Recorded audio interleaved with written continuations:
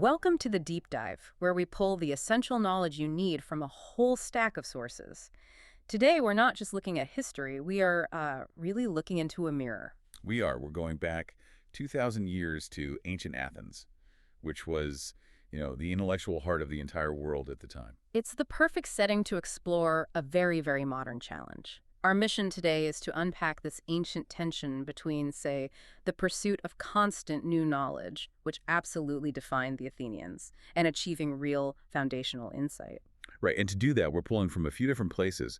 We've got the account of Paul's second missionary journey, some historical notes on the city itself, and some real specific breakdowns of Epicurean and Stoic philosophies. And we also have this powerful little analogy we're calling the frog in the kettle. We'll get to that. Ultimately, we want to see how these philosophical battles that were fought out in the open, in the public squares of Athens, directly mirror our own struggles today with information overload, this addiction to novelty, and maybe most dangerously, a kind of cultural apathy. So if you're the kind of learner who just devours information, but then, you sometimes worry you're gaining breadth without any real depth, if you feel buried under a daily avalanche of news and hot takes, well, this deep dive is definitely for you. Okay, let's unpack this. So to start, we really had to set the scene. We have to place Paul's arrival in context. He, Silas, and Timothy are on this huge trip, their second missionary journey. And they had just left Thessalonica. Right, where they'd had some success, but it led to intense conflict. They were basically forced to flee in the middle of the night. And just before Athens, they stop in a really critical place, Berea. Our source notes really go out of their way to highlight the Bereans. They do. They contrast them so sharply with the last audience. Mhm. The Bereans are commended for having more character or more integrity. Why? What was different about them? It was their entire approach to new information. So Paul comes in with this radical new claim that Jesus is the prophesied Messiah. The Bereans didn't just accept it, but they also didn't immediately reject it out of, jealousy or anger. They practiced what we call real critical thinking. They opened the scriptures, their existing foundational documents, to check if what Paul was saying was true. They verified it. They checked the source material. Exactly. And because they did that, because they verified the message against established truth, many of them became followers. It's a powerful model. It really is. But Paul had to move on, and he travels to Athens alone, leaving his companions behind. And he arrives in a city that is it's the pinnacle of human achievement. Oh, absolutely. The birthplace of democracy, home to Plato, Aristotle, the greatest artists, the greatest poets. You would think a city like that, just dedicated to learning, would be incredibly open-minded.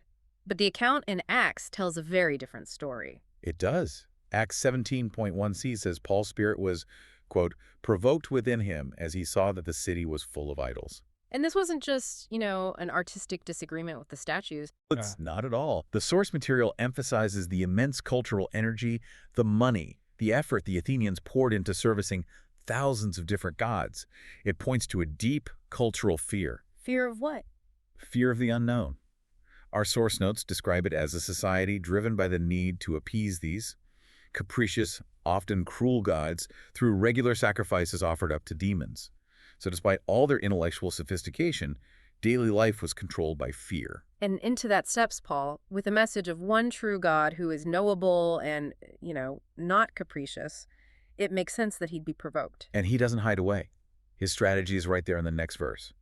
He reasoned with people every single day. In the synagogue, yes, but also in the marketplace. The marketplace. So he went right to the coffee shops, the water cooler, the center of commerce and conversation. He went where people actually were. And the point is, the faith he was presenting wasn't irrational.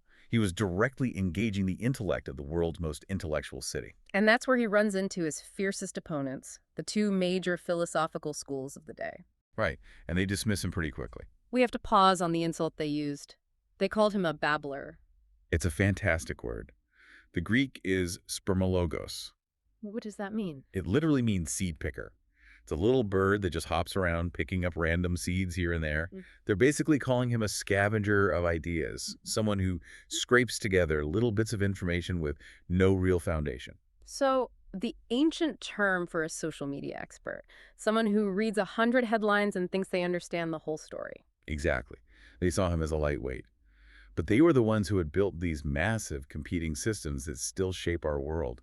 We should probably break those down. Okay, let's start with the Epicureans. So the Epicurean worldview, at its core, was purely material. They believed that man is entirely material. No spirit, no afterlife, no judgment. Your conscience just ends at death. And that has huge implications. If there's no judgment and no involved God, then what's the main problem in life? It's not sin. It's anxiety and fear. It's the discomfort of the present moment. And so their solution, their highest goal, was to seek pleasure. But not pleasure in the way we might think of it. Right, this is the critical distinction. They define pleasure as the absence of pain. Wait, say that again. The goal wasn't to feel good. The goal was to stop feeling bad. Precisely. Their solution was quite simply to just learn to not care. If the outside world, politics, fate, other people causes you pain, the wise thing to do is disconnect. Numb yourself to it. Our source material connects that directly to modern anxiety management, right? Things like addiction or just burying yourself in, endless low-stakes entertainment. It's a direct line. Think about social media algorithms. They're not designed to maximize your happiness. They're designed to maximize the absence of pain. They eliminate boredom by offering an endless scroll of novelty. It feels like an Epicurean business plan. A 2,000-year-old business plan. Okay, so that's one side. Peace through apathy. What about the other group, the Stoics? The Stoics came at it from a completely different direction. They believed in a sort of universal force, a pantheistic god that was in everything. But, like the Epicureans, they didn't believe in a personal afterlife. Your conscience just dissolves back into the cosmos. And for them, man was Fundamentally self-sufficient. So their core problem wasn't external fear, it was internal. It was ignorance and lack of self-control. So their solution was all about mastering yourself. Exactly. Extreme self-mastery, physical, mental, emotional. The only thing you can truly control is your inner response to what happens to you. Think of the modern obsession with biohacking or extreme resilience training. It's self-sufficiency as the ultimate goal. So you have these two massive systems. Disconnect from the world to avoid pain, or master yourself to become invulnerable to it. And here's where it gets so interesting. Both of these philosophies are being practiced in a broader culture that had its own obsession. Something new. Always something new. Acts 17.21 is just this incredible cultural observation. It says all the Athenians and the foreigners living there would spend their time in nothing except telling or hearing something new. A desire for constant novelty. I mean, that is the challenge for the learner persona today, boiled down to one sentence. And it reveals a huge trap. It does. They valued knowledge, but they valued its newness more than its truth. Which creates what our sources call the information expert problem. Yes. The idea that because we can instantly Google something or ask an AI for a summary, it makes us an expert. But that expertise is, as the source says, about that deep. We substitute breadth for depth. We become excellent seed pickers, like the spermologos. And that superficial chase, that addiction to the refresh button, leads directly to cultural complacency. This is where that frog in the kettle analogy comes in. Right. It's a classic thought experiment. So if you toss a frog into a pot of boiling water, it jumps right out immediately. It's an instinctive rejection of obvious, blatant danger. But if you put that same frog in a pot of cool water and you just slowly turn up the heat 1 degree at a time. It just sits there. It gets comfortable. It doesn't notice the gradual incremental change until it's too late. It's boiled alive. The temperature is rising so slowly, we stop jumping out. We come to accept things that years ago we would have found abhorrent. Our source uses the example of profanity in culture, how things that used to provoke a strong reaction now barely register. But let's apply it to something bigger. Think about data privacy. Okay. 20 years ago, the idea that you'd carry a device that tracks your location, listens to your conversations, and sells that data to corporations. I mean, that would have caused mass outrage. That's boiling water. Absolutely. We would have jumped right out of that pot. But it happened slowly. A little to convenience here, a new social media app there. We accepted the terms of service without reading them. The heat went up degree by degree. And now this pervasive surveillance is just the water we swim in. We got complacent. It stopped provoking us. Exactly. And the source material argues that the root of this, both in Athens and today, is that people are searching for something because there is a hole inside of them that they desperately want to be filled. This is what Pascal later called the God-shaped vacuum. Precisely.